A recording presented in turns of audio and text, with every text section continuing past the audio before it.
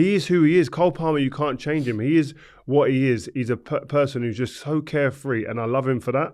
And also, we need to kind of step away from what our generation did and saying that's the golden standard. It's different now. It could have been, you know what, I wish I never sold you, Cole. Bloody, I could do with you now. And then Cole, how's he not going to laugh? Yeah, you can wait 25, 30 seconds to do that. Yeah, but Pep Guardiola is an actor right about now. You guys are lying because I see him acting all the time. Anyway. But I think he's quite consistent though with who he is acting, and what he is. No, yeah, but I think he's consistent. It's not like he's just spoken to Cole Palmer out of the blue. The amount of Sterling has had these conversations. Certain people are judged by a different standard based on performance. If you're performing, you get leeway. Cole, can you just come in my DMs and tell me what Pep said so I can clear this up? What did he say? Yes, guys, welcome to this episode of Rio Presents. Joel Beya is here, and we've got Mr. Jody Morris in the house. How you doing, man? Good morning, lads. You good? Very good. You in a golf course this afternoon, or No.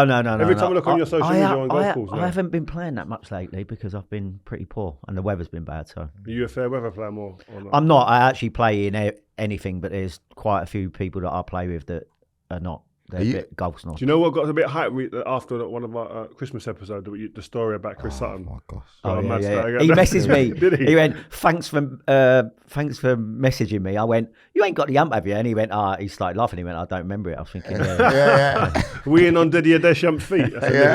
Chris, man. I didn't think that was Chris. You know that. I'll be honest. The Chris I know now. Let's get on the pod. Come on. Okay. Do you know what was interesting to me?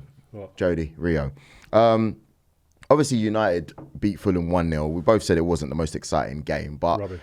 Amorim's response to a question whether there was a way back for Marcus Rashford was really interesting. And he said, in the second half, we needed pace up front, but I'd put the goalkeeper coach, Vital, who's aged 63, by the way, before I put a player who does not give the maximum every day. Now, Jody, I want to start with you on this one, just because obviously with your coaching experience, how did it irk you? How much did it irk you when players were not given their max? And what do you think of Amorim's comments? It looks like he's talking about the obvious, which is Marcus Rashford. Do you think he's talking about Marcus Rashford? That's what it comes across as. Yeah. I mean, I think there's no problem with that. I think when you're in a position where Man United are at the moment, where they're so far down the table for a club of that magnitude, and the performances which are being put in at the moment, which leave a lot to be desired anyway. The fact that you still can't force your way into this underperforming Man United team is kind of, I think it says quite a lot about you. Yeah. I just look at it like if I was a player. If I was that player that the manager said that about, bro, my heart, my pride, my ego, embarrassment. For someone to question your application, to question your, like, going out there and giving 100% for your team, that you're going to slack off and you're taking shortcuts. Like, that ain't... Listen, we all have days off, or we all have moments where we're not performing well or lacking confidence, but effort ain't really one of the things that I would want to be hearing a manager say that is lacking in my makeup. And that's a damning comment, that is, because I think he knows what the reaction is after that comment. He ain't saying that without thinking that, where does this go after? There ain't really no way back for Marcus after that, I don't think, with that type of comment. Because he's been in the building how long? I think he's had 11 games now, so he's had something like that, 11 games. So it's a good few weeks, yeah? A couple of months, more than a couple of months. And you're looking at it and going, he's only been there a short bit of time, and he's actually straight away gone. He's pulled out the 9mm revolver and just gone bang, basically. That's what he's done. Because there ain't no way back from that. There ain't no because what that does is that says that, because if he comes back, that means other players can now take their foot off the gas and still have a way back in the team and just take shortcuts. Unless he comes back with no, but you can't enthusiastic, great training. But spirit. But lads, I mean, I don't know if you both. I know I'm not a Man United fan, but for someone who really, really liked Rashford when he was a young kid coming through, I'm disappointed as a football fan. So if I'm disappointed, imagine what a lot of the Man United boys are. And when you're seeing the comments that kids, he's not even a kid anymore, he's 27 or something now, and when he's coming out with that he needs another challenge and all that, and you're going, we've just watched you for a couple of years strolled around a football pitch. Yeah, like that's damning enough. You don't need a manager now to just go and cement it or compound that. If you haven't recognised that previously, you've got a problem. I would. The thing for me now, like, if it ain't true, and it's me that he said that about, I am coming out all guns blazing. I'm holding a press conference. I'm coming out and saying, no, I ain't having no one chat about me like that in the media. Yeah. But that happened with Sancho, and look how that turned out. But again, he couldn't say that either. And then, no, but he came out, something was being said about him. No, but you only come out if you're 100% sure that nobody can say you take the shortcuts. Jody Sancho was looking a lot more like the player that was at Dortmund. But you can't ignore the fact that there was question marks being made about his application and professionalism. To be fair to him, since that comment was made, he went away to Dortmund. He did good last season, made it to the Champions League final, and he's obviously gone to Chelsea as well. He's done a good job. But what he's done is, what's happened though, Joe? Yeah. He's dropped, gone away. He's woke up. Yeah. And that's what we're talking about. Yeah, that's what Jody's saying about Marcus. When's the penny going to drop that he goes, it's not no one else's fault. Only person who can change this is me. It's not a manager deciding if I play or not. It's not a manager saying I've got to play a certain way. Or it's going training every day with a spring in your step because you're a lucky guy. We're all lucky people to have played this game. And do not ever count yourself that, anyone owes you anything. No, go and earn the right to play it and earn the right to get plaudits. And when you're talking about being lucky, there's a lot of us that were not as lucky as him to have his talent. Yeah, crazy talent. He has super talent. Everyone says he's the most technical in the England team. Like, he gets a lot of all the players you hear talk about. He's got lovely talent. But like you said, it's the old cliche of hard work beats talent if talent doesn't work hard. Last point on the Rashford topic. I just want to say, do you think he was playing the contract game? Because if you've only signed a contract 2 years ago and you're on 350, 400, whatever it is per week, do you reckon he thought that allows him the leeway to not really do as much? It's bad thinking if it is. That's bad professionalism. I don't know any player in their right mind that thinks like that or should think like that. Listen, the amounts of money that the players are getting now is astounding. It's crazy. So it could sidetrack you a little bit, but you've worked all these years to get here. Mm-hmm. Then you get to the top of the mountain and you're telling me you're just going to let it slide and just drip down the other side and not fight to stay up there? Mm-hmm. Doesn't make sense. These guys are they're built and made of good stuff just to get there. But then there's that little something else. It's the mentality. It's the mindset after that that's going to enable you to stay there. And I think you need good surroundings. You need good people around you as well, or you need to be in a club that's a strong environment that can control you and help you. Because everyone has moments in their careers. We both had moments in our careers where we were stuttering because of bad decisions we might have made off the pitch or being around the wrong people. But especially me personally, I'll talk about myself. I tried to control that as much as possible. I made a lot of mistakes as a young kid coming up. Yeah. But I had to make big decisions during my career, cut certain people off, don't go here too often. I still enjoyed my life and I still love going out, etc., and having a laugh. But you've got to tweak stuff and you've got to be self-aware to know when to do stuff like that. Yeah. And I don't think enough of the kids today have enough self-awareness. And also the culture of the club and what it was like to work with elder, experienced pros. Like when you step out of line, like they put you in check quickly. Who was doing that with you? Well, there was loads at Chelsea that you couldn't. I mean, fart the wrong way with Dennis Wise around me. I used to clean his boots, and he was my pro, and he was tough on me anyway because of. I think he saw a little bit of himself in me, and did I react as well as I should have done in some instances? No, towards it, but there was plenty of other pros and young pros that were close to me and friends that would. They pull you to the side and go, by the way, what are you doing? Who was good for you? Like Andy Myers was really good for me. Yeah. Doobs and all that. They were close and they were friends of mine. So a lot of the time when they would say things to me, it would be more from I'd be a lot more receptive to that because I felt that they were looking out for my best interest. Andy Myers helped us out one time. But again, it's like those type of things.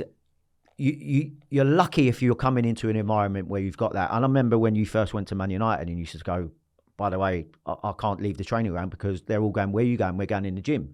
Because it was Ryan Giggs, Nicky Butt and people like that are going in there. And when they're setting the standards, it's hard not to follow because of the culture of the place. Now, there's an argument to say that Man United is not like that anymore, but that's when the onus becomes on the player as an individual. When you go, like Rio said, you'd be embarrassed if someone's questioning your application, professionalism, or your effort. The effort side of stuff is unbelievable, and unfortunately, for Rashford, we've seen it far too often. But like you said, it may be questioned about Sancho. Looks like he's doing something about it, and he's performing at a better level.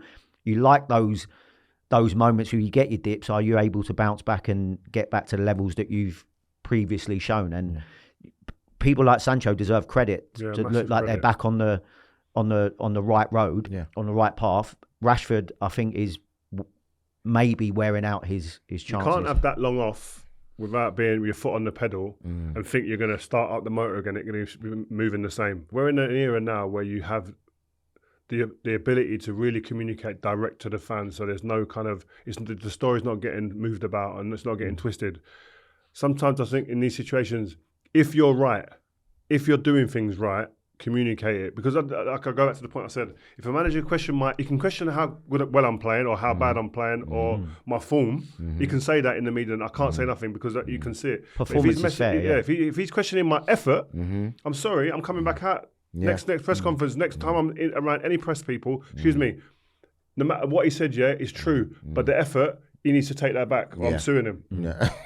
Serious. But I would love to sit across the table from Marcus and look in his eyes and go, can you say that? Could you be confident enough to go out there and do that? Because if you can't, look at yourself then. Yeah. Do you reckon Amorim has handled it well, though? Because obviously this could have gone sour, but has it strengthened his position and his power with all of this, do you reckon?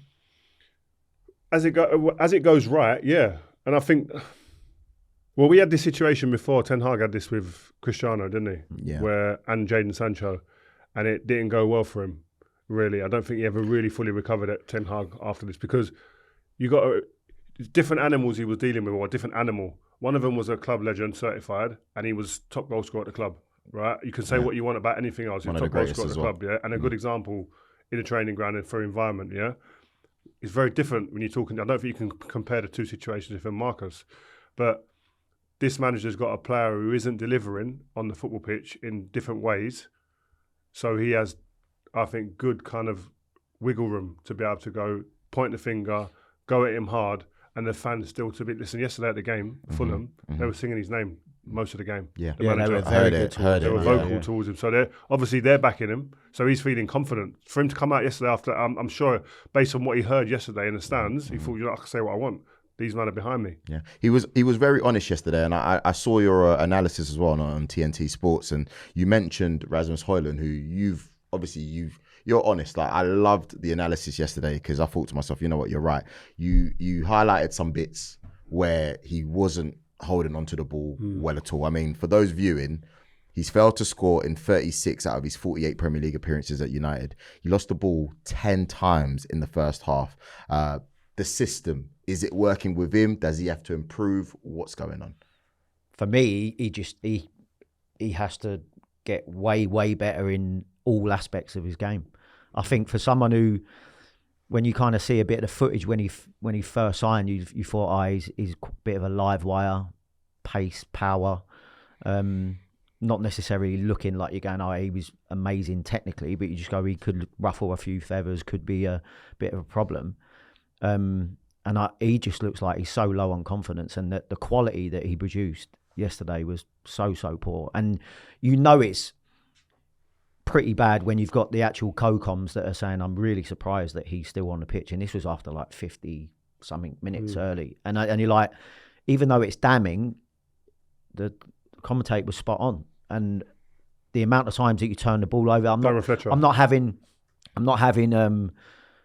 systems and stuff like that. The basics of being able to protect the ball, control it properly, and play it to one of your teammates has naught to do with system for me, especially when it is actually a system where, especially when you're back to goal, you've actually got quite a lot of support with your back to goal in that system. If you've got Ahmad and they're closer to you. You've always got the two midfielders that are there. You've actually got a lot of the time, which not Dallo, the other wing back yesterday. Mazraoui was inside. He comes inside a lot. So you actual playing though. I mean, I get coming inside when there's maybe second balls and stuff like that, but there was good options on for him. He just made the poor decision, or technically wasn't good enough. I think Mazraoui was coming in yesterday because he obviously doesn't trust that Garnacho is as effective inside where he likes him to be. So Mazraoui comes in and the Garnacho can stay wide.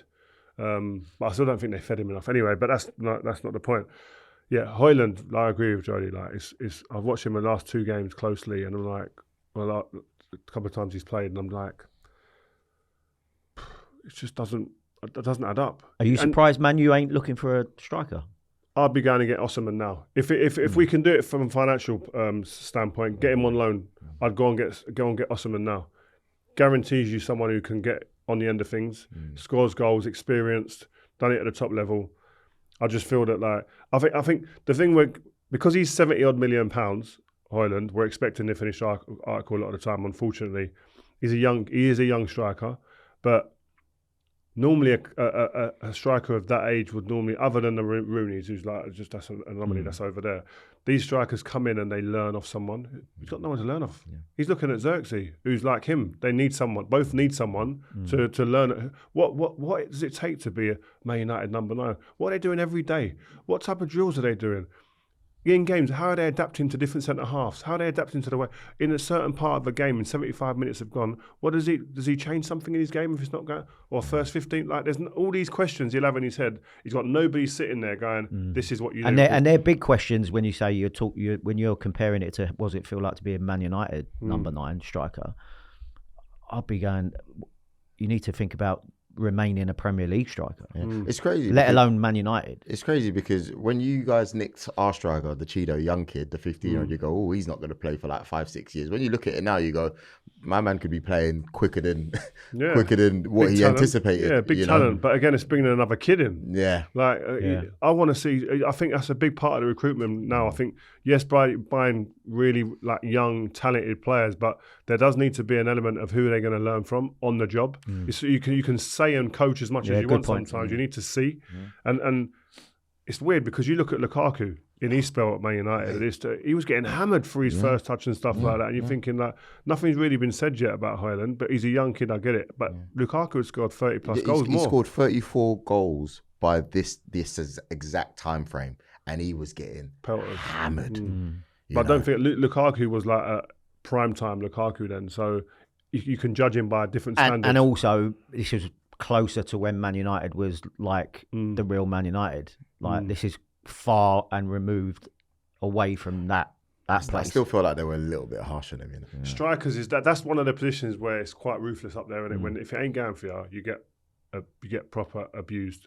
But that comes with the territory. If you're going to go this is the thing as well. Criticism is part of it. Oh, absolutely. Like you go to a big club, please don't go to a big club. Any young players watching, if you go to a big club, please don't go in there and think I'm exempt from getting criticised. You're going to get criticised more often, much more harsh than anywhere else you'll be. It's a privilege. Yeah, it's actually a privilege. As long as it's not personal and it's not evil, but it's about your game and critiquing your game, it's actual privilege to be there on the end of everyone's. How you deal with the lower points of either your career or moments in games is a true test of what you are as a player and as a character. And ultimately, we've seen it where certain players can't deal with it, and they'll find themselves maybe at a different level. True. Which is part and parcel of the game. That's football. Yeah.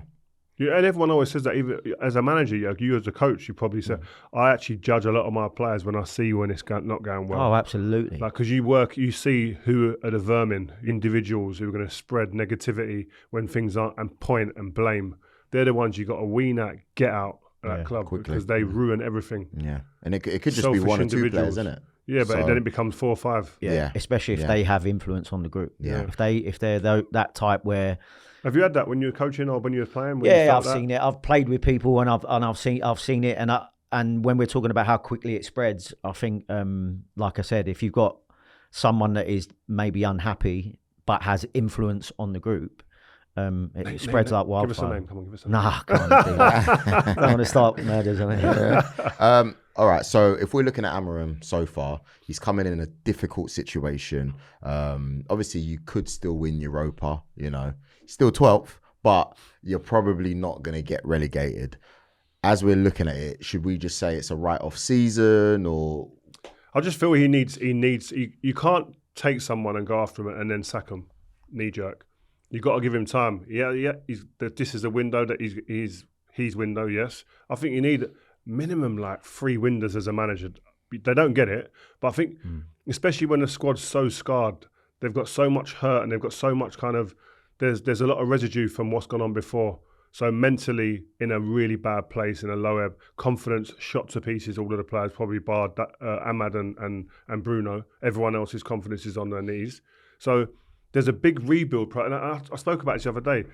I interviewed Slot and Maresca, 2 managers that came in the summer, and it's incomparable in terms of to compare them and the situation they came into. Both of them came into really much better squads, in better situations, better confidence. And a better structure of and understanding of what the club is and identity, and not much needed to be tweaked, and not much has been tweaked, just little bits, nuances here and there.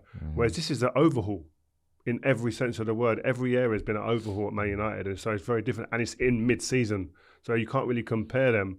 But I would say I'm still probably surprised at how long it's taken to see some sort of difference and change in performance and results, really, given that he's been there a little while now. I expected more with his resume that he came with. But but you know, like on the topic of performance and change, how do you find watching this Man United team in a system? I remember when he first signed, and one of the things I said to you guys here was, what you need to do, I think, as a new manager, is assess the players that you have and what system would suit those players. I think that's the best you can do if you want some form of results or performances. Are you surprised that there hasn't been no budging system? Because everyone always talks about, you shouldn't come away from systems and stuff like that.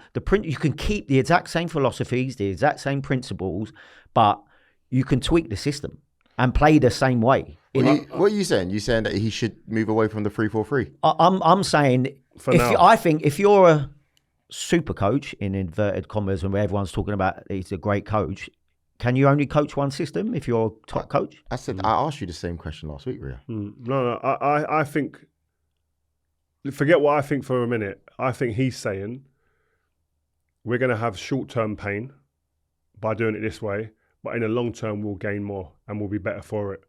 Because you're going to be getting the same messaging, key messaging consistently all the way through. So even when we're not doing well, I'm going to keep punching this home, and then in long term we'll get it right. The same's being said about Postecoglou.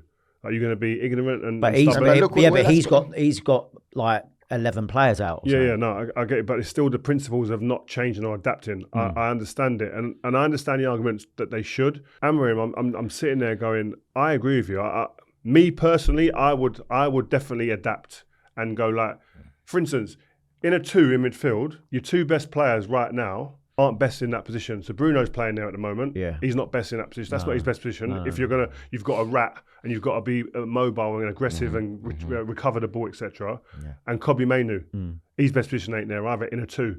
So maybe you do play a 3, or you do drop someone in there to create an overload in there. Maybe when he puts a fullback in there when they've got the ball, but it's just not working. But again, it's like this is my problem with it, is that there's different ways that you can play 3-4-3. But he plays with clear defenders in the wing-back areas most of the time. Okay, I know Ahmad's done it a bit, but I'm going, so that's 5 defenders on the pitch straight away. You've got Ugarte's just a defender, really, basically. Yeah, I'm not sure what he brings to the table anyway. He's been he grafts. He recoveries. But my point with the Amorim stuff is, you need to be careful that you don't get either, because I think they've got worse under him. Like the performance levels, I think at Man United has dropped even further since he's been there. Now, there's an element of, I think you absolutely deserves time, and I'm not for one second writing him off. I'm just saying there is an element of going, you have a long way to go before the end of this season. It's true. And there's like, even last night, that's the worst game I've watched this year. Horrendous. The amount of times I've watched Man United and gone, they're actually worse than they were under Ten Hag. Now, I actually thought the timing of maybe moving the manager on was good, and what you hear about Amorim, you're going, it looks like it's maybe a progressive move. But so far, I have to say, from a watching football perspective, I think Man United have been really poor in probably 90% of the games he's had. Is it him, or is it that the players are lacking so much confidence and are so downtrodden from the regime before that it's a big ask for anyone to come in there and get these performing at a better level immediately. I don't think so, because I think that Man United have still got like better players than other teams they play, and they come away getting played off the park. Yeah, but you know what it's like without confidence. Don't matter. No, I agree, but I'm saying, well, so okay then, so change something. I agree. United are better than 12th at the moment, like honestly. And on top of that, you are where you are, man. You are, which is, I don't think, and they were just taught from yesterday, usually they're 13th, 14th. I look at it and I go, and to be fair, I agree with what Jody's saying, because I look and I go, even like managers like Jose, when they don't have their players like the season before, they will adapt to what it is that they need to do. And I know you're going, okay, it's confidence, but like, they've been so rubbish. Yeah, it looks like they don't know what to do. And then I think that's a system thing. They look scared. Like I think a lot. Other than Bruno and Ahmad, everyone's playing with a handbrake on. Like everyone, I said this yesterday on telly. What it looks like, especially the defenders, they're all playing in protective mode. Protect my slot. Protect my image. Protect my rating. So every time a ball goes over, the first thought is, "Am I okay?" That's what I feel. I sense that in this team now. Am I without the ball? Am I okay? The moment you think that first thought, doesn't matter what happens, you can't help him or him or him. There's no way, because your position is just about you. So, and you see that with a lot of the goals that we concede. So when you're working, you've got to find a way to unlock that. Unlock the me first thinking in the team, even in possession. I think all of them are thinking, am I playing the right? Is that what he wants? Is that the right ball? So how do you get that out as a coach? Because you would have gone into places where it was maybe turmoil before you got there, and you've got to change something. But that's my point, is that when you come into the club, you can it's easy to assess what has gone on previously, and you go, okay, this might be where we can maybe change people in certain positions or whatever, but it looks like to me he's gone, this is what I've done in Portugal. This is what got me success in Portugal. I'm going to only play and stay that way. I agree. And you go, okay, but this ain't Portugal. And this is the Premier League, by the way. I'm just surprised that, me personally, I wouldn't mind seeing some tweaks. And when you're talking about making changes in game, and I said this to you yesterday, I'm not surprised you get like a defender for a defender so many times. When did defenders keep coming off in games? I don't understand. I've never seen that. But that's my point. If I've got subbed 5 times in my career, I think I might be too many. Yeah. Do you know what I mean? I swear down. Yeah, but exactly. But again, when you're trying to look at it and go, okay, what's he trying to do here? And you're going, well, we've just kept the exact same and just put a different defender on. You only came off injured. That's it. A centre half came off injured. Or if you're having a torrid time. For a defender, if you're then tweaking it and you're changing the shape or something, because you're putting an attacking player at wing back, or you change it but it's very, very the same. Talking about being adaptable, Pep had to be adaptable. After his first year, I'll never forget, on an interview, and said, "Listen, I never knew about second balls."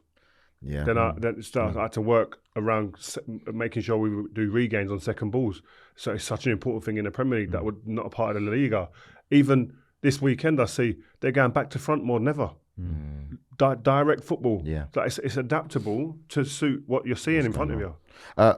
Really quickly, where is the biggest area that Amorim should be looking to address this window? Number 9. I'm sorry, I just think I'd go and get, if you can get Osimhen, go and get Osimhen. But what's all this link then with Garnacho to Chelsea? Like, I don't know if some of your people. I don't know. To me personally, from a fan perspective, and looking at what we already have at Chelsea, I'd be really surprised if we was going to go and spend money on Garnacho. I actually think, like we were just saying there, Jadon Sancho's doing very well. I really like Neto. Noni Madueke, I think, is more dangerous going for. I'd be really surprised if we was going to shell out some money for Garnacho. I'm not sure he's better than the wide players we've got already. I just think also he's a Man United academy graduate. It's what Man United are built on. Why are you going to sell him? And also, I've watched the last few games. When he plays, he does impact the game. And you can say he can clean up certain things with his distribution, his final ball decision making, but the kid is a threat. There's no denying that he's a threat. And for right now, for Man United, I don't see where you're going to go into the market and get an upgrade on him right now. Yeah, it's 50 mil apparently, or a swap with Nkunku. I really like Nkunku. Yeah, but different. But he's always injured as well. That's the only. That's the only. Fit. Yeah, but like it's the only thing you'd say is that they may see something in the system that might suit Nkunku more. He can play inside, Garnacho. But from a Chelsea aspect, I'll be like, well, we haven't got a real backup to the 9 anyway.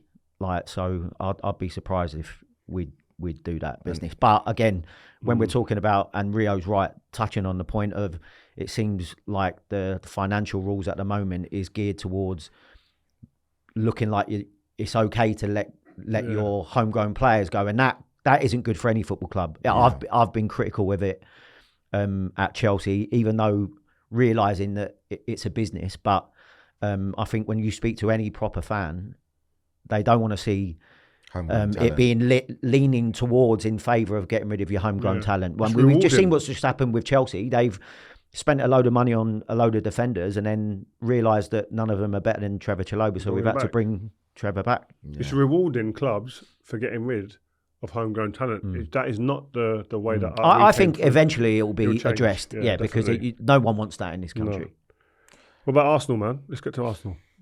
Yeah, I mean, I thought it wasn't a great game myself, if I'm honest with you. Very similar to not similar to the Fulham United game, but I didn't think it was great. I think the red card obviously caused the controversy, but no, I mean more like what you're going to do in this window, because obviously everyone's talking about a striker.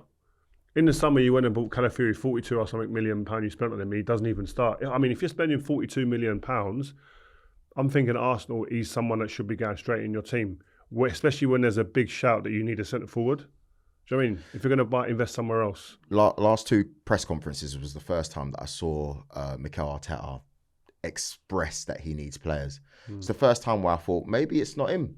Maybe it's Edu or the people above. I mean, you've been there before. So, explain to us how it worked with you. Well, I think what you get from managers in press conferences, I think a lot of the time you need to take with a pinch of salt, because they might be at loggerheads with what's going on upstairs. They might be asking behind the scenes for certain players, but yet don't want it to look like they're on different pages or they're being critical of what's going on upstairs. I think us as fans, whether we're talking about Arsenal, United or Chelsea, you automatically want to look at where you think you need improvements more than other areas. So if we're talking about Garnacho, I don't think we're lacking in wide areas. Yeah.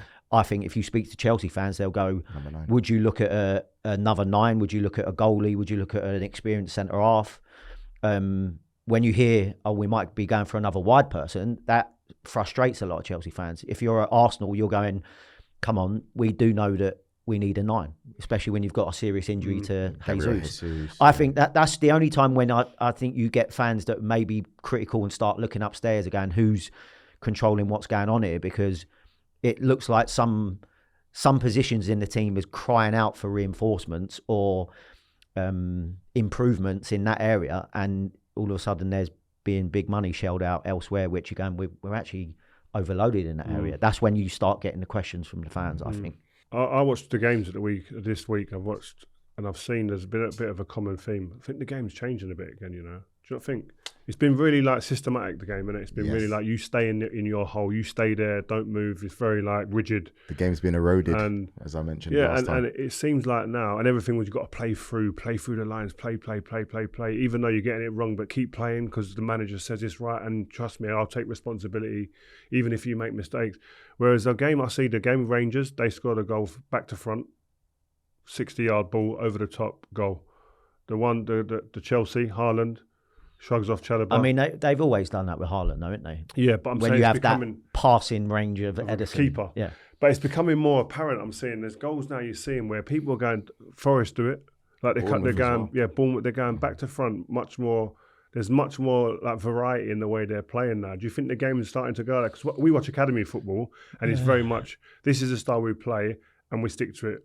Yeah, but in development, I can kind of see that, because if you're trying to build a player for Chelsea, they need to be able to do a load of things, but you do have to touch on the other side of the game because you want a more rounded individual. Now, I think the best way to play football is to be varied anyway. I love playing out from the back, but not at all costs. Like you want to be playing for possession football, but with a purpose. You don't want to be just making passes around the back free, trying to rack up your your possession stats.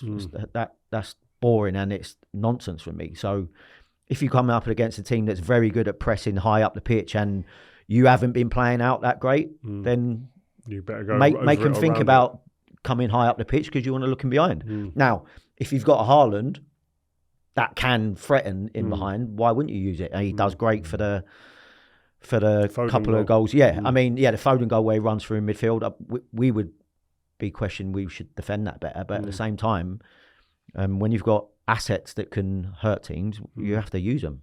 Does that suit bigger teams then, would you say? Like players with... I think it just suits more teams, physicality, but also teams that are more mobile. Like those 2 goals were about mobility, not just brawn and strength. It was about like who actually knows where to run, timing of the run, but also quick enough to get there and separate himself from the defender. That's why you look at the teams that are doing well this season. Liverpool can play varied, but they can go back to front as much as anybody, and they do that. And they got the quick enough direct players up front to do that. Newcastle recently have been like them front 3, Gordon, Isak and Murphy. There ain't much quicker than them. Forest are 2 fast, explosive wingers. Bournemouth, their transition game's a joke, like really quick and they're direct. So those are the teams that are actually looking like the most successful teams at the moment in this league. And it's not. And also, Man City underperforming has a lot to do with they've lost legs in Rodri. When you're looking at Gundogan, Kovacic, Silva, that are all playing in midfield, they're actually getting overrun. What PSG done to him in the week, from a physicality point of view, I think it showed massive weaknesses in City's makeup. Do you reckon that's going to change now with this Mamouche player, like who just seems to be? No, because it's but again, that's further up the pitch. It's midfield area. Like Jody said, if that would be my template. But the only thing is, you need to have the players with the physicality, the capability to do what PSG done. They got a young, vibrant, energetic squad who was like, for 90 minutes, went toe-to-toe and said, we're going to be on your neck the whole time. Normally, City would be able to play through that because they have the legs, a fit, thriving De Bruyne, a fit, thriving Foden. You got a younger Gundogan, you got a Rodri in there, like players who are like actually physically can have the battle, but are actually a more elite footballers as well. That's when you'll become the elite team. Why did PSG go and buy the Napoli forward when they've got Bacola there? Like, I just don't get it. Like, I don't know. They've always bought more than they maybe need, but he's a big talent as well, though. The thing with that guy, he's got that something that's really different as well. Bacola's got mad pace. He's skillful, but there's that, like, I don't know, does that not stunt the talent though, Rio? I know you're saying he's got that magic, and he does, but when you got 2 players that are that good on both sides. But you wouldn't not sign him just because you have 2 players. That you got to remember how young they are as well. You maybe want to dip them in and out, and they may be one of those ones where they need to be grounded a few times as well. Bacola can play. He does go both sides as well, or he can go down the middle. If he becomes available, the Georgian boy, I can't even say. He's not going to attempt to say his name. But he's a mad talent, man. I like him.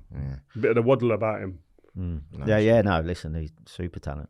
Okay, so on our Christmas episode, we also announced our big giveaway, made of some amazing prizes. Rio, can I say what the prizes are? Yep, far away. We're talking signed shirts from the big guests that we've had on our channel so far this season. I mean, we've had David Beckham, we've had Koeman, we've had Lewandowski, Cristiano. The list goes on and on. But yeah, we've been running the competition for 8 weeks now, so we can reveal who the first 8 winners are, and we'll do a draw to determine their prize. Okay, so the winners now in a cap here. Jody's got what? Have you got the names? I've got the prize. Yeah. Okay. Right. So let's go. It's like an FA Cup draw type. All right.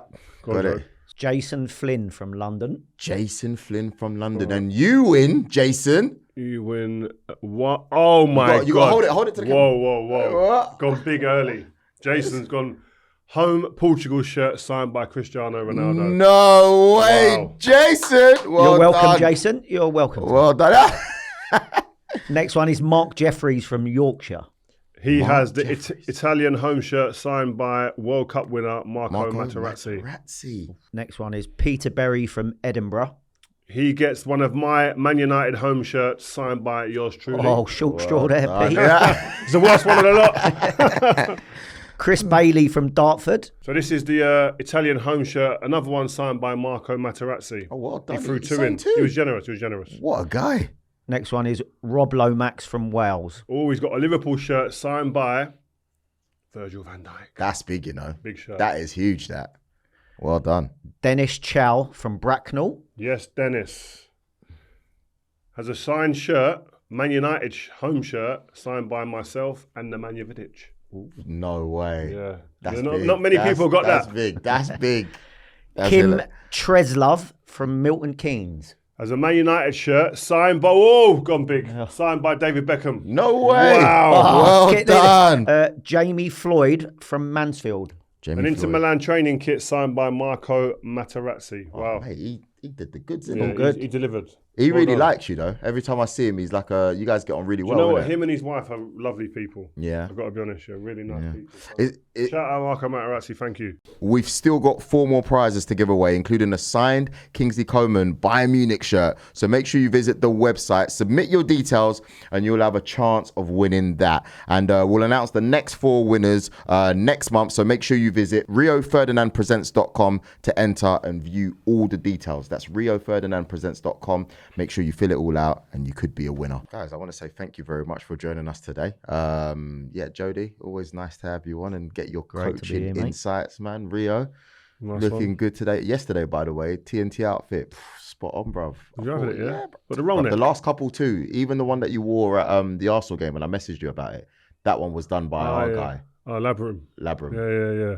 I like him. Yeah, he's good. He is. He designed your third kit, didn't he? Or the black kit, the black one. Proper Yeah, he's good, stylish like, guy. good talent guy. Shouldn't be surprised though, should we? Like, I was you know only what saying it like he's surprised. yeah, What's exactly. going no. on? The It's threads not- are always on it's nothing new, is it? Nothing new. Jody, you lot do all right, yeah, but there's some people you lot's age, yeah. I look. Name and I names. Who? Question. Who? Go on, give me a couple of pundits that you go, what are they wearing? Paul Scholes, number 1. What about it? What's wrong with Do it? you know what? I don't like the fact that his suits come up to here. Nah, I don't know. Like What, over his hands? like here, it's like he's at school wearing a big blazer. Like I haven't clocked it. you know, to be I'm fair. going to have a look mate. out for that. What? Who else? Go on, give me the top 3 worst ones. Michael Owen. I What's just wrong with think that? I just think something needs to be tailored. You know, just something. Third one I'm trying to think of. I can't really think of a third one, but those 2 they Give me spring to number mind. 3. Who's number 3 who's got about? Name some. I don't know, man. I don't know. Sturridge comes up with some comment, doesn't he? What are you two not going to say anything about that? You don't feel exactly. There's a lot of name brand stuff. And all Really? that. Like, listen, it ain't me. But Yeah. I'm 46. I think Sturridge's one might look different because everybody else wears differently on Sky Sports when he's on. I think that's what it is. Yeah, he stands I think out. if he was next to you on BT Sport where it's a bit more relaxed, or you see Julian wearing some cool stuff like that, I think it will fit more. You're not having it, are you? No, it's just not for me. Yeah. But He's pushing the boundaries. Yeah. Not too bad. Anyway, guys, thank you very much for watching this episode of Rio Presents. You got here Jody Morris, Rio Ferdinand, Joel Beya.